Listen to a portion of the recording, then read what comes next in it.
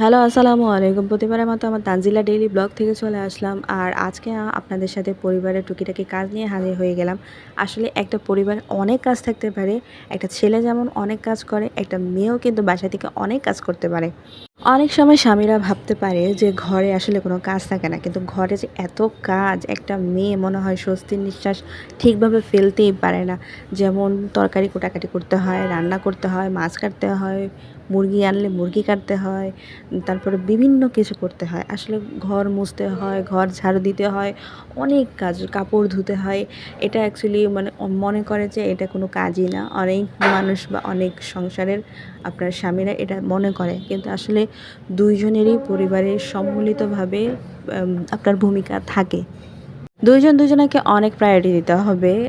Actually মেয়ে যেমন কাজ করে, ছেলেও অনেক কাজ করে। যাই হোক, আজ আমার ভিডিওটা আপনাদের কেমন লেগেছে অবশ্যই সবাই জানাবেন।